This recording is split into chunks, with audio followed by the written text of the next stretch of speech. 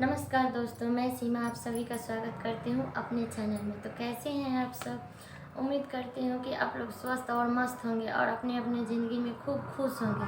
तो दोस्तों, ये बताने के लिए कमेंट बॉक्स में हमेशा की तरह जय माता दी ज़रूर लिखें। सिंदूर से तो वीडियो ये मैं बनाने जा रही हूँ सिंदूर से जुड़ी कुछ महत्वपूर्ण बातों के लिए। तो आप लोग वीडियो के लास्ट तक बने रहिएगा।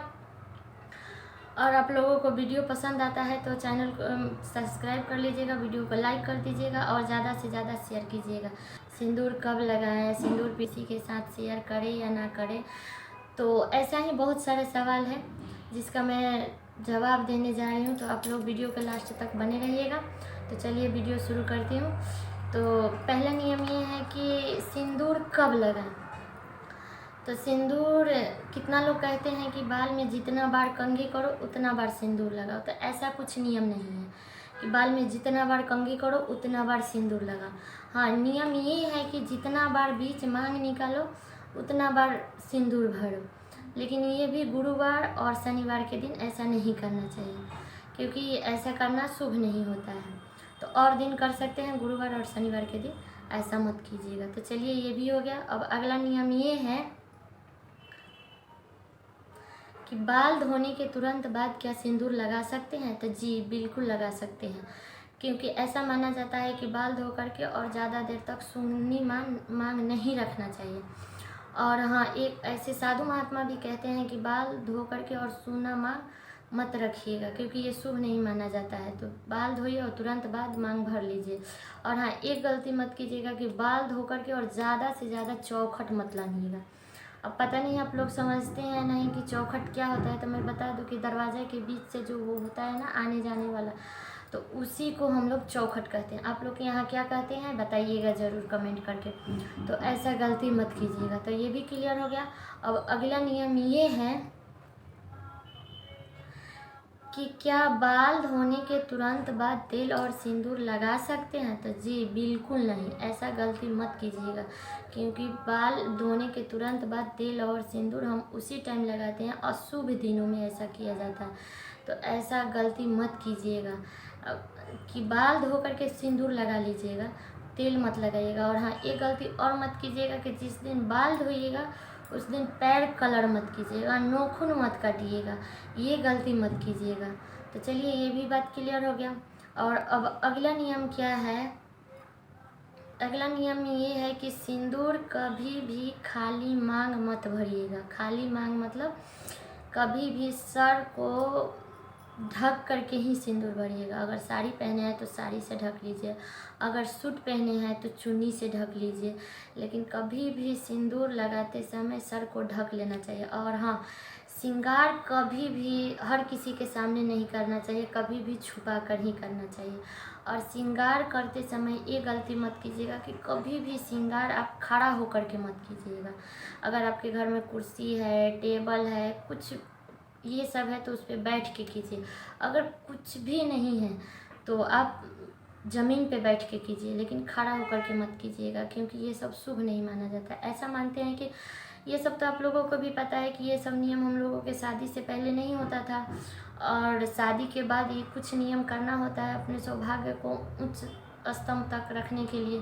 तो ये सब गलती मत कीजिएगा कि कभी खड़ा होकर के श्रृंगार मत कीजिएगा, कभी किसी के सामने श्रृंगार मत कीजिएगा। तो ये गलती मत कीजिएगा। तो ये भी क्लियर हो गया।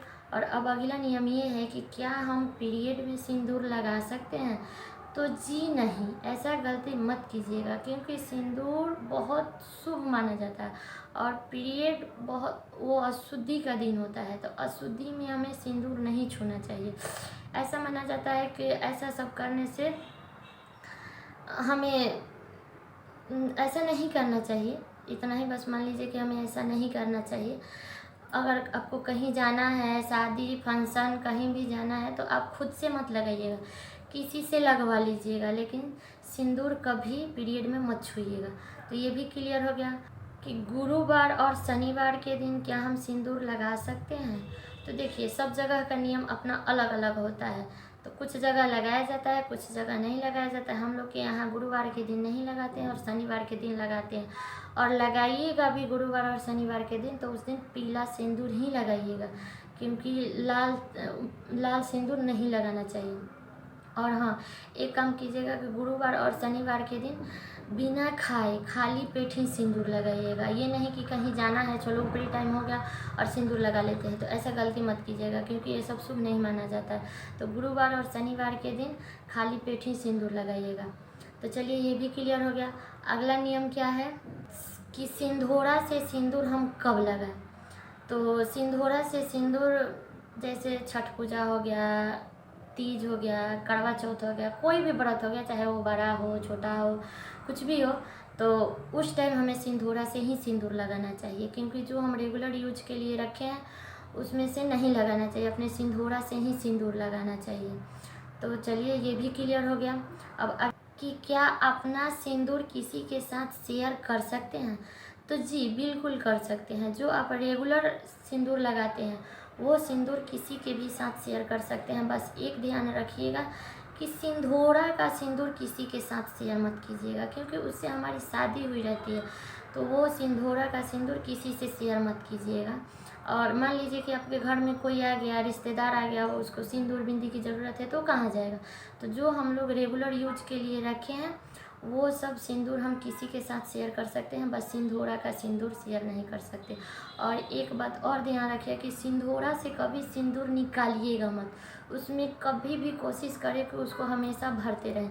कहीं आप तीर्थ स्थल पे जा रहे हैं तो वहाँ से और कुछ खरीदें ना खरीदें, लेकिन सिंदूर ज़रूर खरीदें, और सिंदूर खरीद के और ला करके अपने सिंदूरा में भरें, लेकिन सिंदूर उसमें से निकालिएगा मत। बहुत लोग कहते हैं कि क्या मैं इसमें से सिंदूर निकाल के लगा सकती हूँ, चाहे अलग रखी हूँ, तो ऐसा गलती मत कीजिएगा। सिंदूरा से कभी भी सिंदूर मत निकालिएगा, क्योंकि ये सब शुभ नहीं माना जाता है। तो ये भी क्लियर हो गया। और अगला नियम ये है कि अगर आपको कोई नाक से लेकर के और मांग तक सिंदूर लगा दिया है तो उसको तुरंत मत पूछिएगा, क्योंकि वो सब शुभ नहीं माना जाता। कम से कम घंटा 2 घंटा 3 घंटा तो रखना ही चाहिए, ऐसे गलती नहीं करना चाहिए। तो अगर 2-3 घंटा रख लिए, उसके बाद किसी कपड़ा से पोंछ लीजिए। और एक और बात बता दूं कि सिंदूर लगाते समय अगर आपके घर में कभी गलती से गिर जाए, चाहे बच्चा के हाथ से गिर जाए, चाहे कैसे भी गिर जाए अगर सिंदूर, कोशिश करें कि सिंदूर को बहुत संभाल के रखना चाहिए। ऐसा माना जाता है कि भगवान के यहाँ से हम लोगों को सिंदूर तौल के मिलता है, तो हमें सिंदूर बहुत कम मात्रा में खर्च करना चाहिए। तो अगर मान लीजिए कि किसी के हाथ से गिर गया, तो ऐसा गलती ना करें कि हाँ उसको ऐसा ही छोड़ दिए, चाहे किसी कपड़ा से पोंछ लिए, तो ऐसा गलती मत कीजिएगा। एक काम कीजिएगा कि अगर आप साड़ी पहने हैं तो साड़ी से, अगर सूट पहने हैं तो उसके चुन्नी से उसको अच्छा से पोंछ लीजिए, और वहाँ पे 5 बार प्रणाम कर लीजिए, भगवान से माफ़ी मांग लीजिए कि ये भगवान मेरा सौभाग्य अखंड बना रहे, और ये सब माफ़ी मांग लीजिएगा।